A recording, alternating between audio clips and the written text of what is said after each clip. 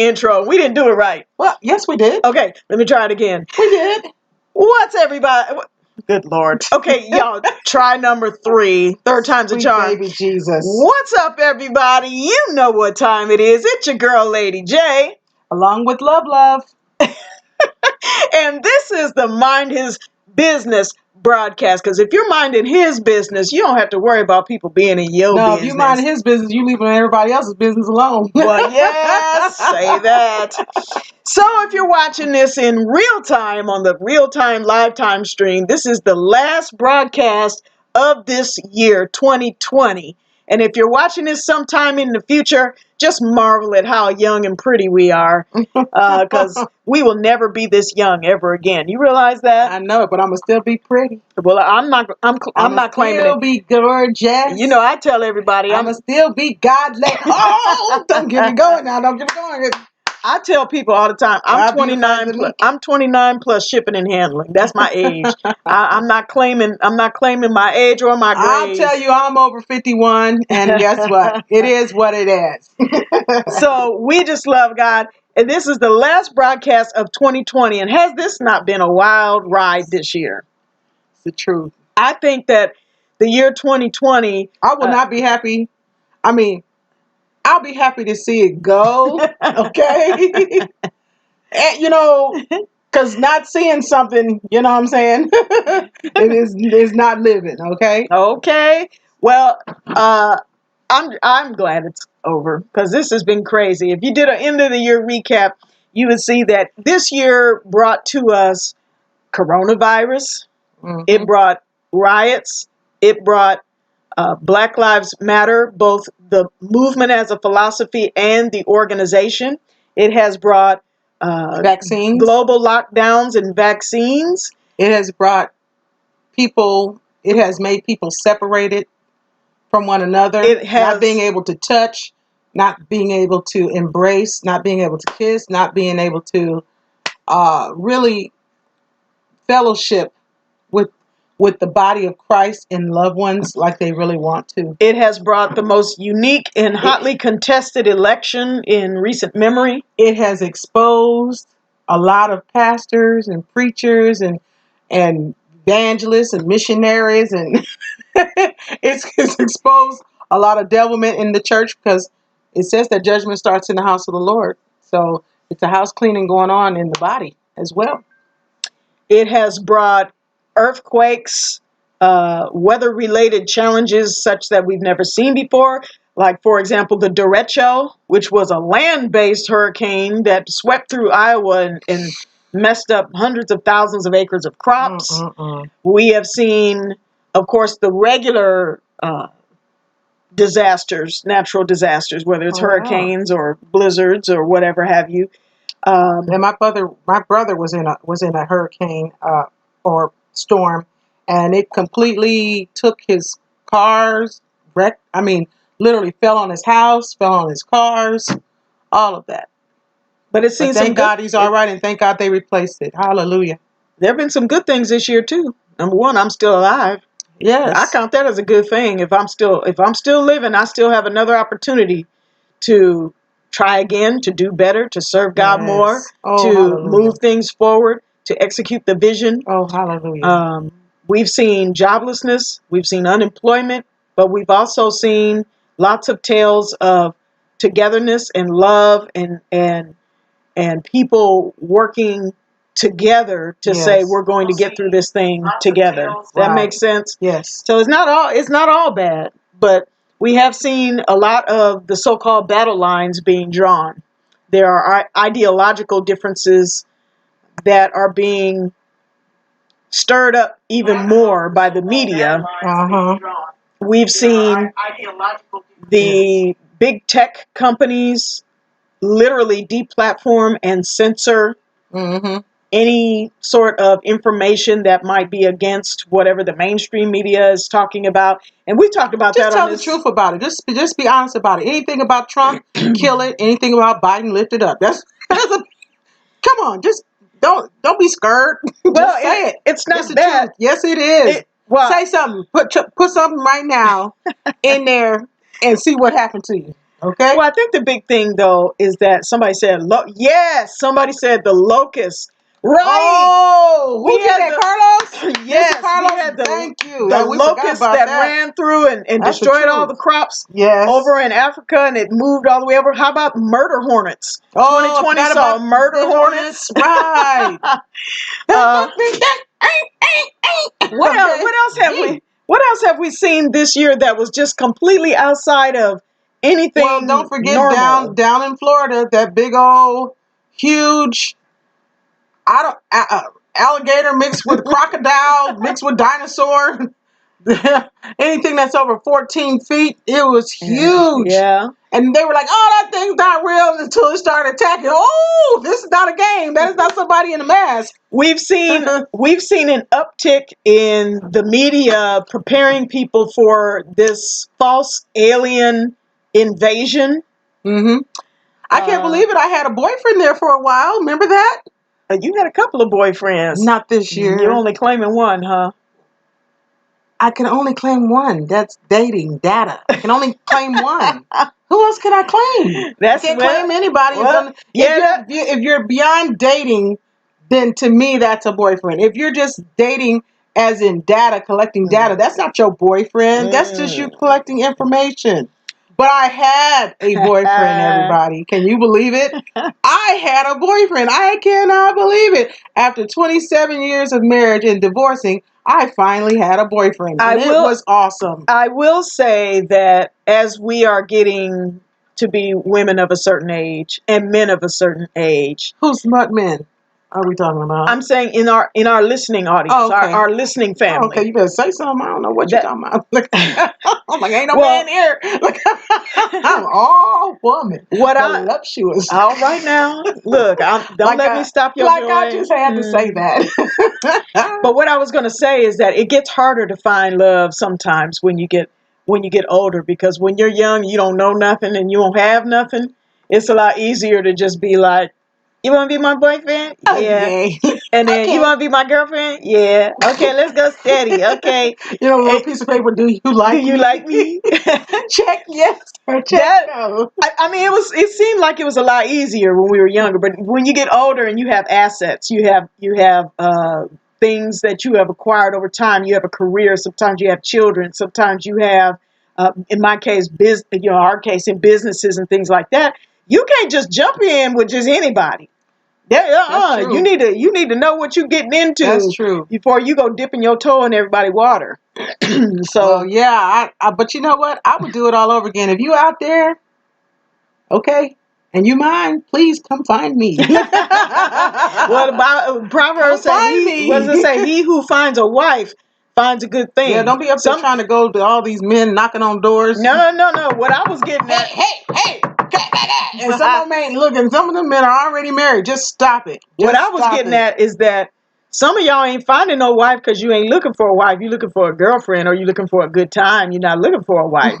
See, the Bible didn't say he who finds a girlfriend finds a good thing. Don't ruin their joy. It says he who finds a wife. Because the criteria that you use for finding a wife is not the same as the criteria you may find for just having a girlfriend. They know that already. That's why they're still single. Okay, some people, but do you know there are some people that will be confirmed? I'm talking about men now. Confirmed bachelors to the day they die, sex or no sex, hand or no hand. Well. Come on, you gotta laugh at that. I'm gonna leave that alone because it's a family show. You have to laugh at that. Come on. It's a family show. Come on. I'm not messing with that. But I decided I'm gonna tell you. I decided. I may start today, but definitely starting the first of the year when we get ready to broadcast, I'm gonna be telling a joke. You gonna tell? I could have said something really snarky there, but what? You don't think that my jokes are funny? No, I was gonna say you are the joke, but that would be snarky. I know, but it will get you a fat lip. No, just kidding. I love you. I love you too. I love you. But at any rate, I'll be like, how am I the joke? I don't understand. Because you're just so funny. Really? You're so stinking funny. Really? Yeah, you are. I like that because my dad, everybody in our family, as you know, we all are We're just a hoop. That's what they say. All of us. My dad is a joke. He loves it. My brother, he loves it. We all are like that. We're all just really, really funny. So I know a lot of our broadcasts, we talk about stuff that sometimes can be pretty heavy. And right now I'm just feeling kind of lighthearted. But I did put the title of this message today, Big Questions. Because in 2020, you know how they say your vision is 2020. That means you can see clearly. And they also say that hindsight is 2020. Yes. So as we're looking back on 2020, I think it's important for us to say, well, what can we learn from what we just went through so that we can answer the big questions of what's coming forward in 2021. And stuff. I think that the big questions for 2021 are, is COVID going to go away? No. Is mask wearing going to go away? No. Is social distancing going to go away? No. Who's going to be the president? Because as of the Biden. as of the time of this recording, excuse me. I told you, you stupid. You so stupid. That was easy. Okay. I told you you are the joke because you're so funny. But as of the time of this broadcast, we don't know who the president is. We know what the media is saying. Yes, we do. But until whatever the judges and them will not even hear. Look, because it's gonna be a riot. I can't hear this. I can't hear this. Get it away from me. And that's what I mean. No, well, they threaten people out in these streets. Okay, so I'm not a constitutional lawyer or anything like that, but I have read enough articles to understand that the next step in the election process is for the electors to have their actual votes read and certified, and that happens on January 6th. So until that happens, if there are still pending court cases, if there are still lawsuits, if there are still constitutional challenges or other challenges to the electors, which presently there are, right now, we have had a set of what are called dueling electors, and it is electors that have not accepted some of the results, and there will be some interesting things that may happen legally between now and January 6th. They better say Biden or they're going to be murdered. They're going to be killed. Somebody in their family going to go. It's serious like that. Well, that's how badly they're making these things happen. It's all about what they want, and if they don't get what they want, they're going to make sure they get what they want. They're not playing no games. Well, because this is real serious. Well, let me tell you that people are playing for keeps. Let's put it that way. But let me finish that thought, and then I'm going to comment on what you just said. There are still legal challenges and other challenges. There goes our phone. Say that, and then look, that's what they do. There are still certain challenges that are at play that could influence what happens. But come January 6th, whatever the results of that, the electors being confirmed or not confirmed or whatever have you, that's when the final say of who the president is going to be will take place, pending any other sort of legal things that may happen. Whenever it's been released already. I was reading I was doing something and it kind of popped up on me, and it said Biden, all of the electoral college, so-and-so, Biden is declared. I'm like, well, it's not even supposed to be done until it's been ended. No one can definitively declare who the president is until the electoral votes have been officially opened and counted. Now, the electors already cast their votes. The official electors have cast their votes. That happened back on December 14th. But there are dueling electors that are challenging those electoral results in some of the states. And depending upon how that goes down and how the vice president adjudicates over that, as well as any pending Supreme Court cases, there may be some contest to the official vote. And without getting deep into the details, because I find it kind of boring, just know that just because the media is saying that Biden has won, it's not official until January 6th. So we got something to wait for and watch for one way or the other. Now, I personally don't think it's going to really matter who's going to be the president, honestly. I think that this is bigger than the president. This is part of a whole global theater, if I can say it that way, that has been designed to control and oppress the masses. So really, whoever is in office, it's not going to stop the plan of the elites. Having said that, though, um, I want to see fair and honest elections. I want to see that. I want to have confidence that when I cast my vote, that my vote will be legally counted, that there won't be any cheating, that the electors that are sworn to uphold the legal vote um, will be able to follow the process that has been working for America for 200 plus years. So that's my concern, is that things be fair and that things be legal and above board and that there's no cheating. Well, I'm sorry. Treason, treason, treason, treason, treason. It almost makes you not want to vote in the future because you feel like if there's people that are committing treason, because that's what it is when you mess around with stuff and things of that nature, that's treason. Well, I think you should clarify that the national election for the president, I think that's very tightly controlled by people who are pulling the strings behind the scenes. The local elections, however, are very important because they are the ones that directly affect where you live. Right, but be very careful. And what I mean by that is, don't be fooled. It's going on the lower levels, which is how they do it. Which is how they do it on the upper echelons. Well, yeah. Oh, I forgot to mention in 2020 some other things that happened. The stimulus check. Yes. Yes. $1,200 went to everybody, and it took them almost 280 days to decide to give us another 600.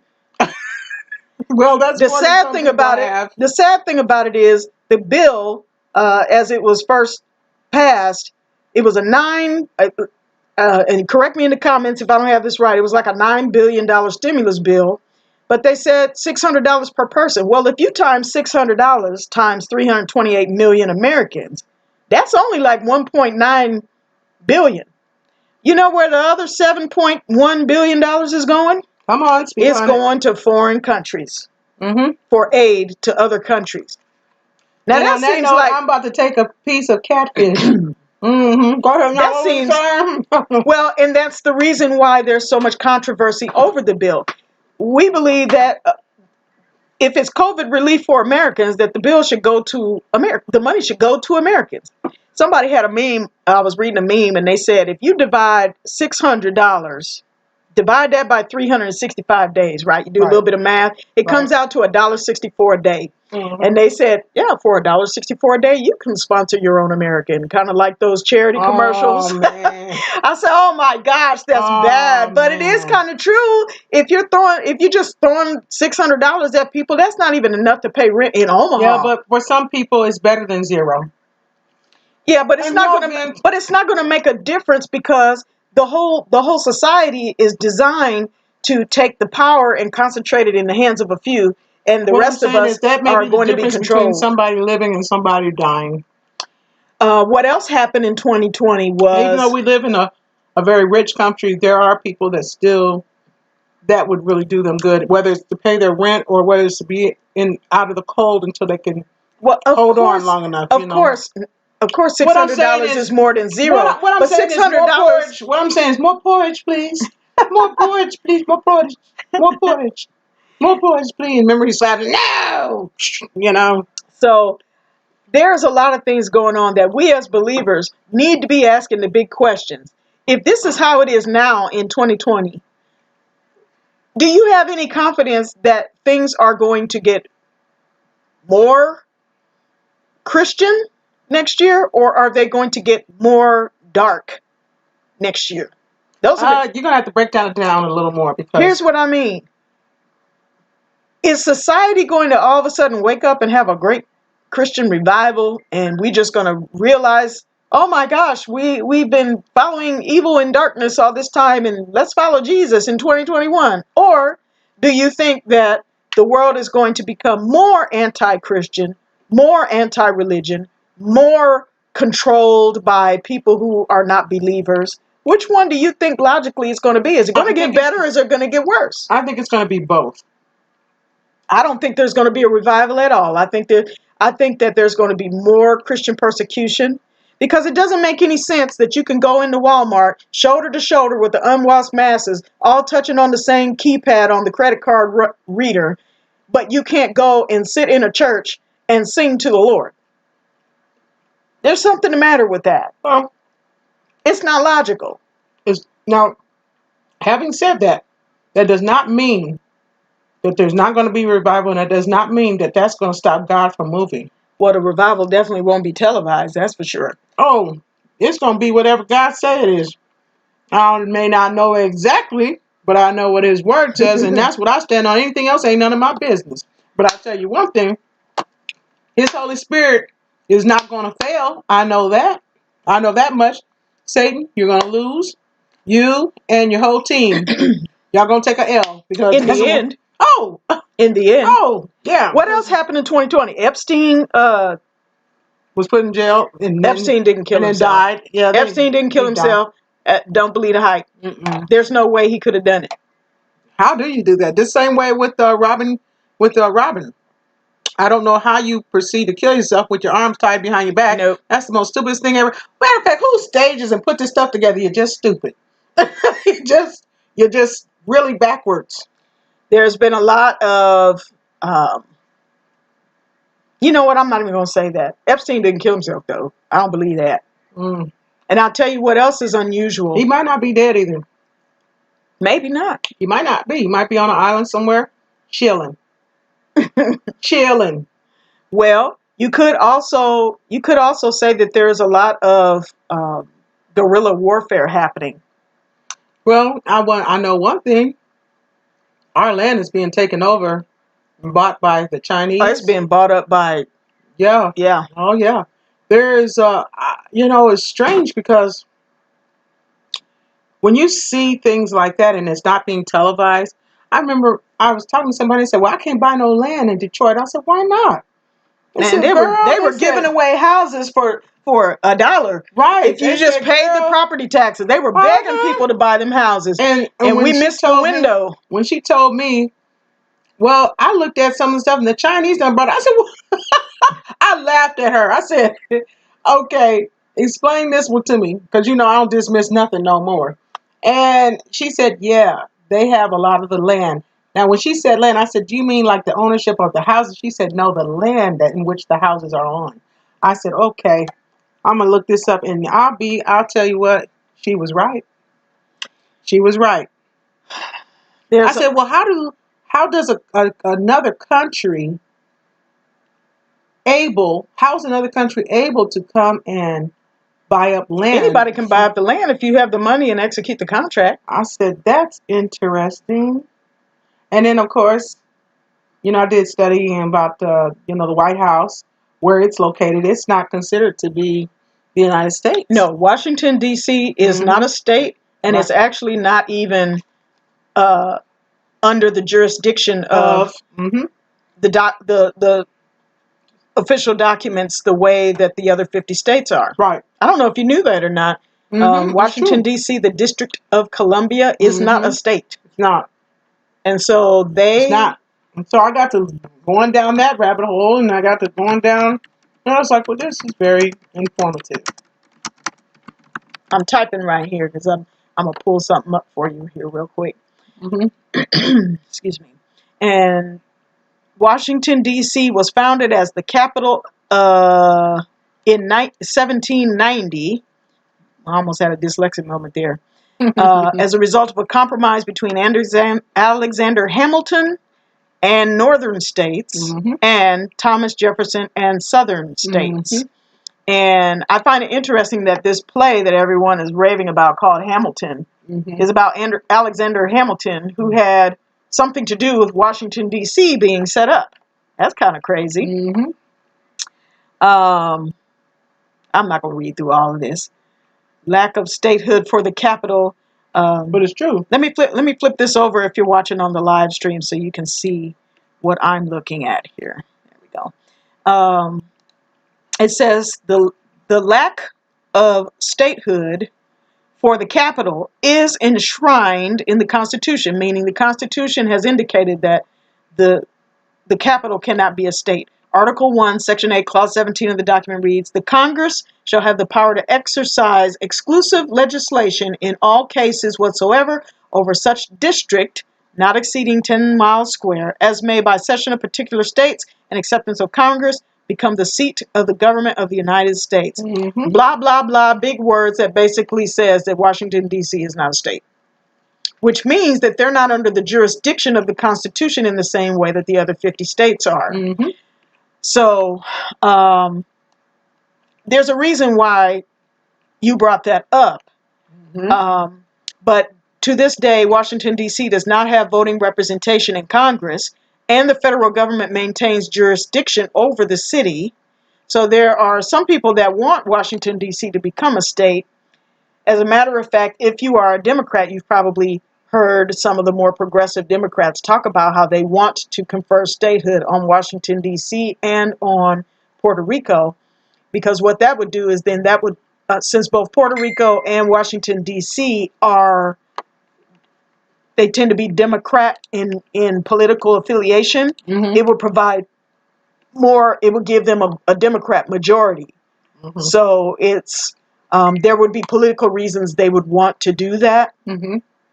But the danger of doing that is that in order to make Washington, D.C. a state, you would have to amend the Constitution. And once you begin amending the Constitution, it opens up the entire Constitution to be amended or rewritten. So you can't just open the Constitution to change one thing. If you open the Constitution to make changes, then there's a possibility that all of those, any changes could be made. For example, if you believe in your First Amendment right to free speech, they could take that out by amendment. If you believe in your Second Amendment right to bear arms, they could take that out. If you believe in your Fourth Amendment rights against illegal search and seizure, they could take that out. Your Fifth Amendment right to not against self-incrimination, they could remove that. The right for blacks to vote, they could remove that. They could remove the women's right to vote.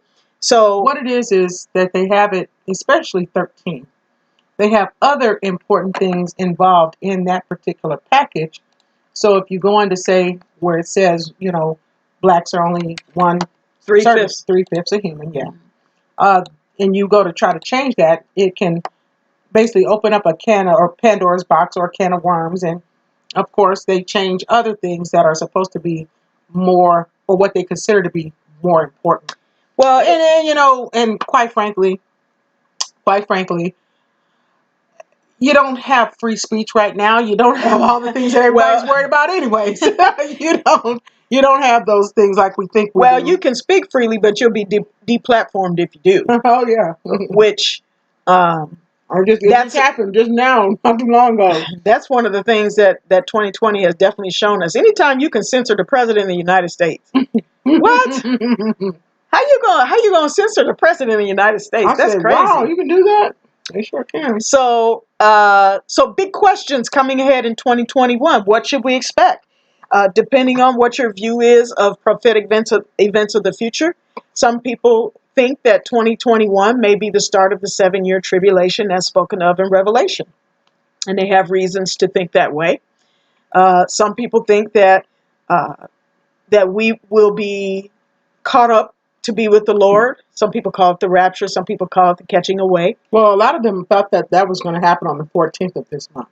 Yeah, I didn't think that at all. We didn't. I felt like, and what she's referring to is, I don't know if you remember back in 2017, there was a solar eclipse that went all the way across the United States. I don't know if you remember that or not. But there's going to be another one in 2024 that crosses in the opposite direction, and it'll make it look like a big X has gone across the United States. Right. Interestingly enough, the part where those two eclipses meet is in Carbondale, Illinois, which is called Little Egypt.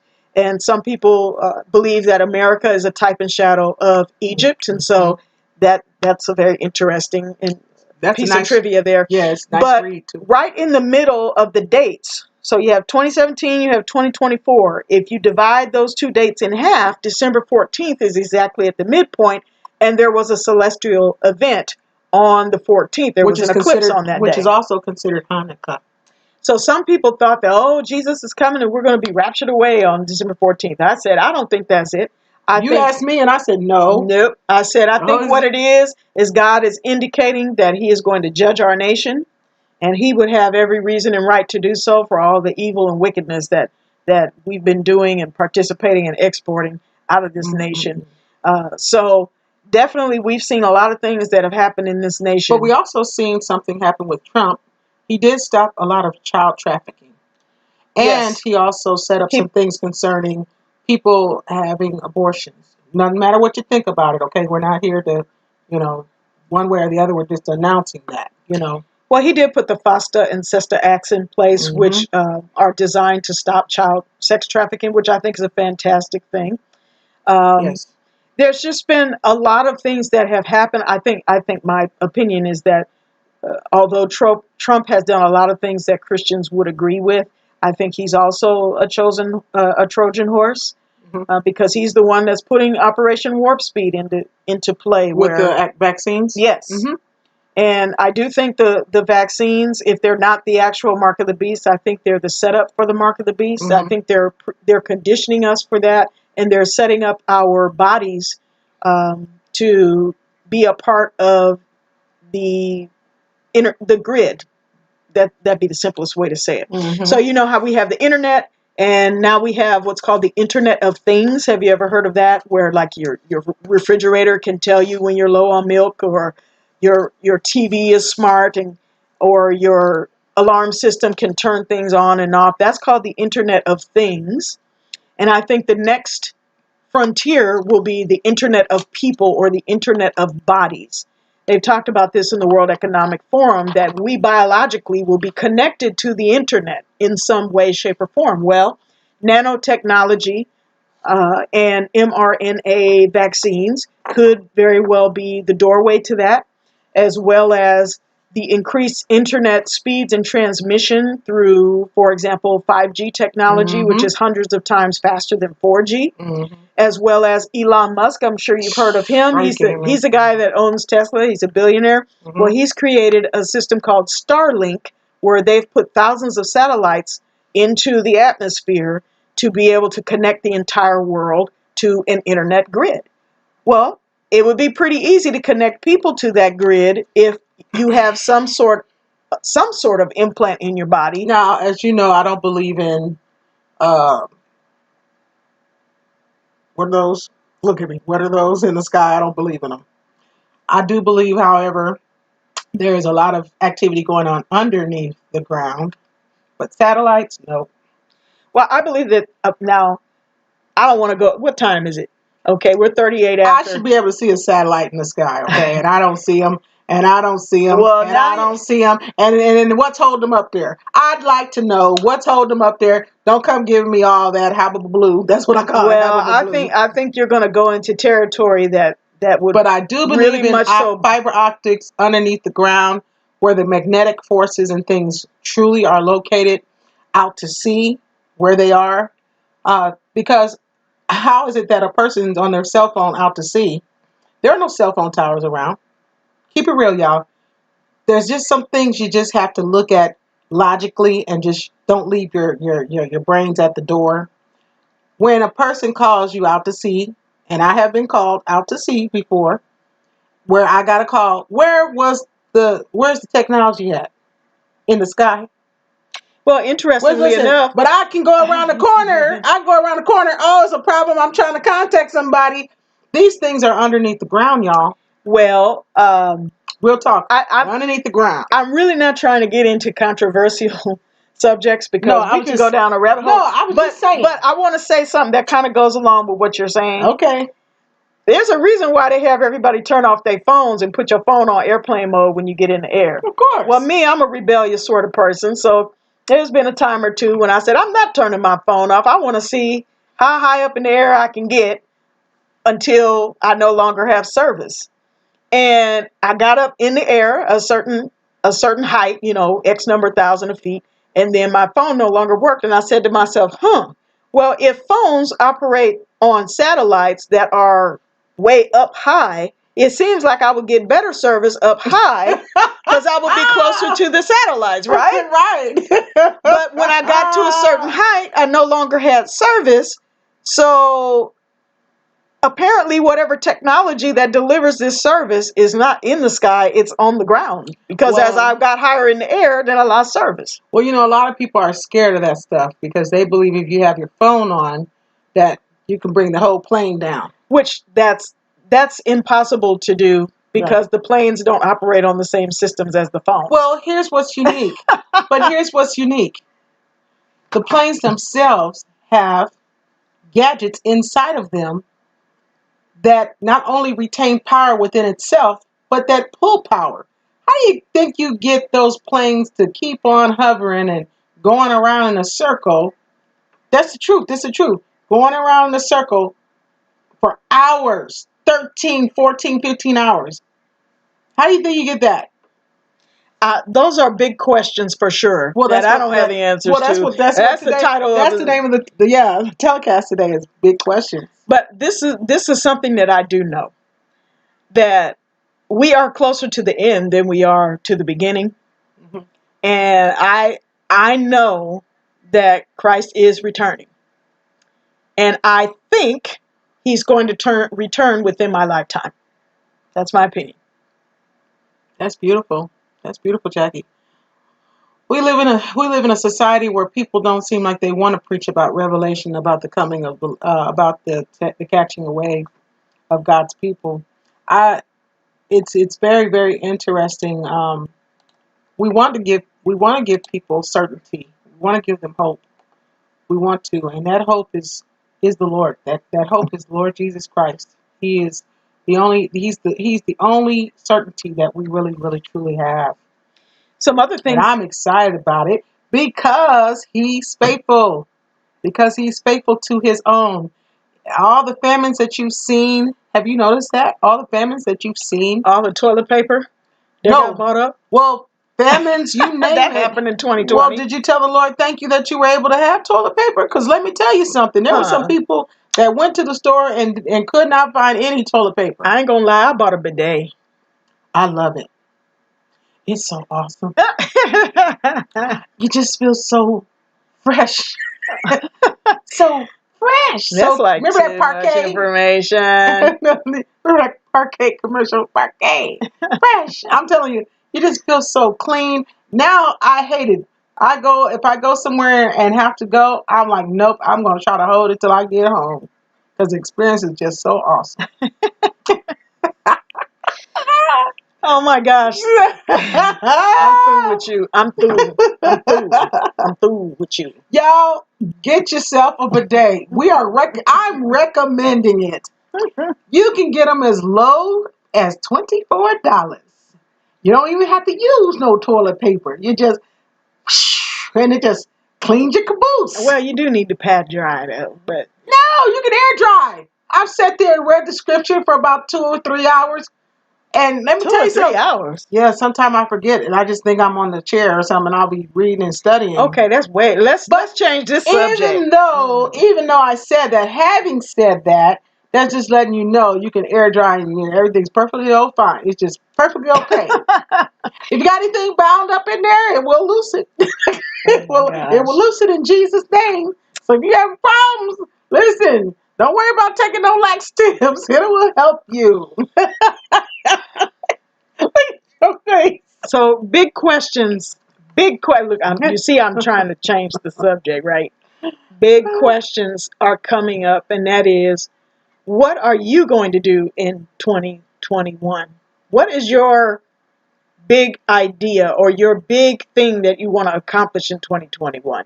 I actually took some time in December to really dig down and do a 5-year vision.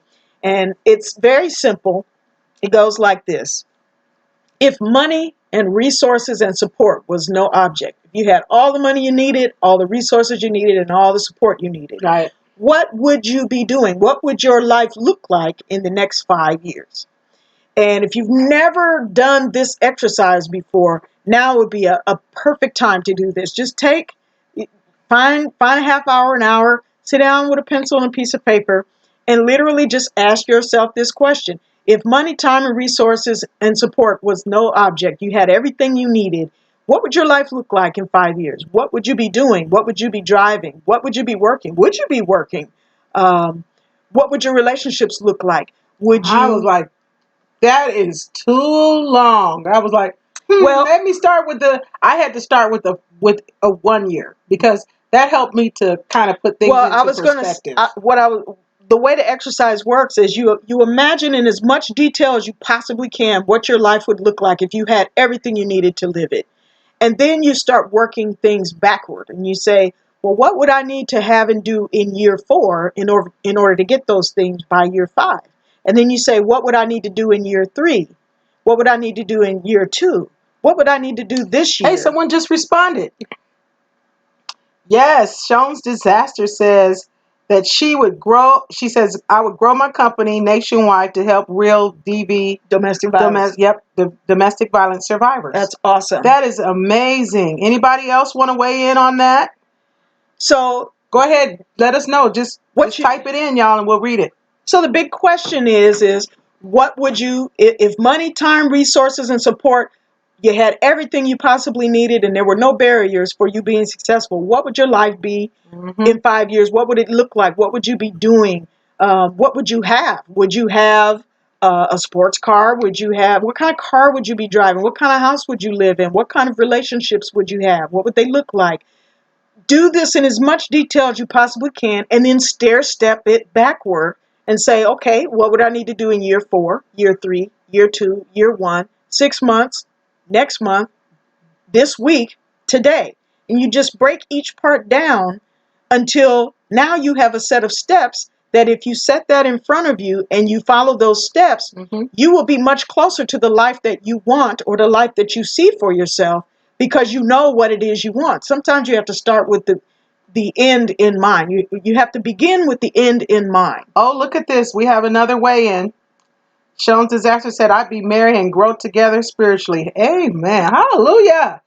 But you know what? I was happy that Jackie wanted to compare notes. Yeah, that was crazy. My 5 year compared to hers.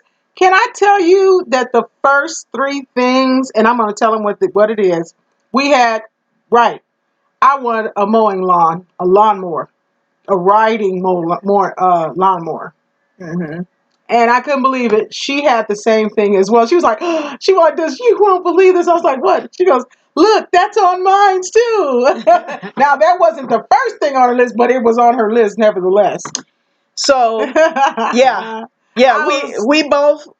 So let me tell you where this came from. Just back up a little bit. So as have many of you who have been listening, my job ended unexpectedly.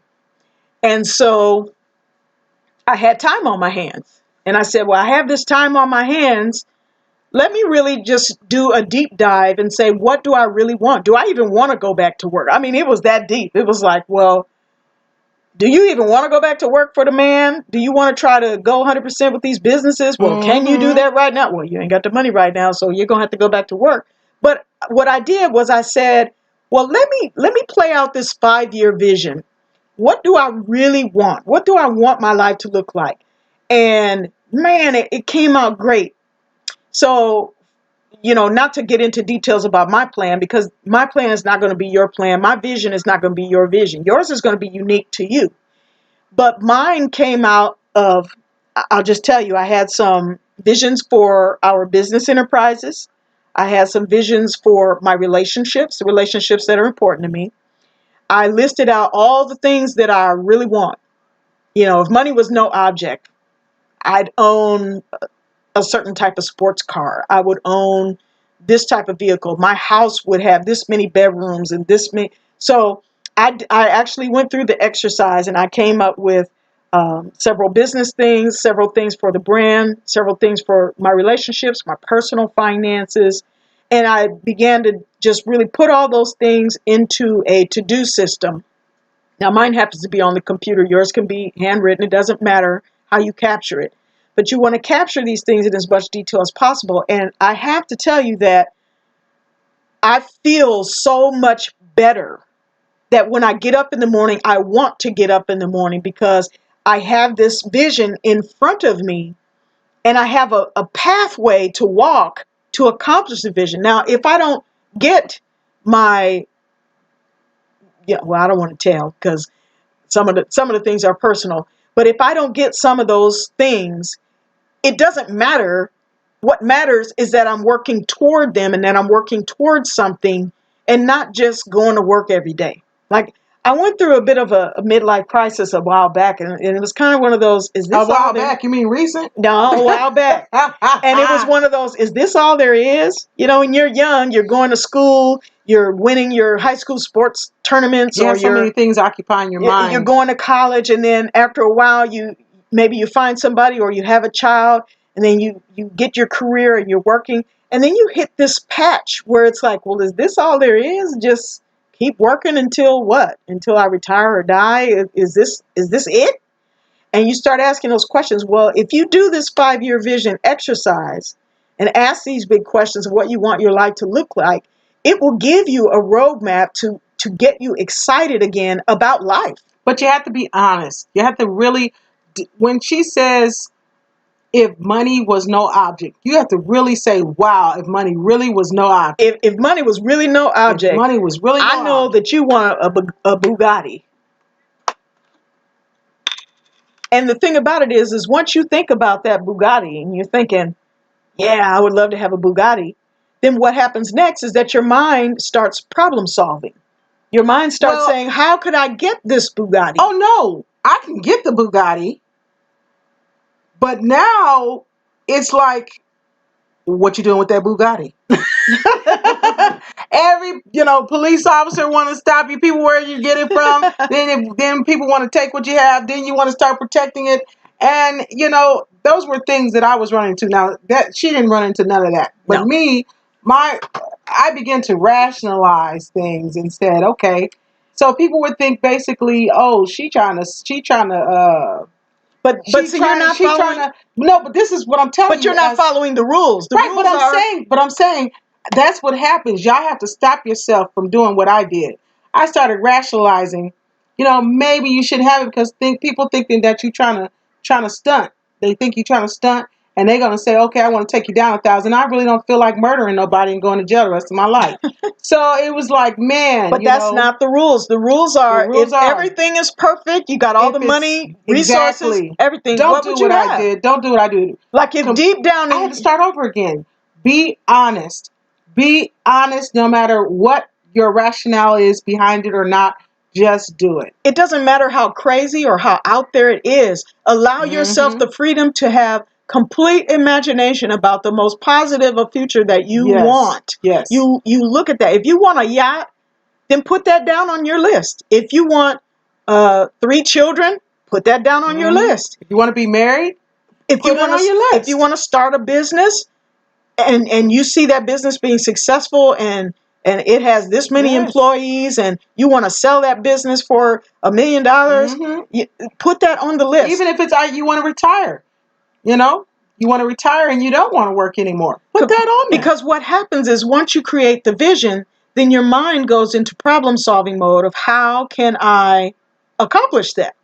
But if you don't have a vision in front of you, your mind has no problem to solve and therefore it won't work for you. Now, this is not that mindfulness, enlightenment crap that the New Agers are telling you to do. This has nothing to do with that. I'm not saying something is going to magically manifest from the universe just because you think about it. That's not what I'm saying at all. So don't misconstrue this. What I am saying, though, is that when you put a challenge in front of your mind will go into problem-solving mode to figure out how to solve the challenge. That's the way our minds work. We try to figure out how to solve that. So if you say, I want a Bugatti, then your mind is going to go in problem-solving mode to say, well, what would it take to get a Bugatti? And then you would say, well, then I need to do my research. How much does a Bugatti cost? I did. A Bugatti, let's say it costs, I don't know, $1 million. Okay, well, what's the car note on $1 million? And you probably looked that up, and it's probably like $10,000 a month. I'm just saying this for easy math. I'm sure my math is wrong. But let's say it's $10,000 a month to lease or own a Bugatti. So then your mind now is going to go in problem solving mode to say, well, how can I come up with $10,000 a month? Well, if I got into real estate and figured out how to buy a commercial apartment complex that could produce $10,000 a month, I could take that $10,000 a month and pay my Bugatti payment. And so then your mind goes in problem solving mode to say, well, I don't know anything about commercial real estate. Let me go on YouTube and see if there's somebody on there that can get me started. And then you start watching YouTube videos. You start learning. You may pick up a mentor, get someone that can teach you. Maybe you buy some courses. You take action. Guess what? Eventually, you'll get that apartment complex. Eventually, you'll get that $10,000 a month. Eventually, you can get that Bugatti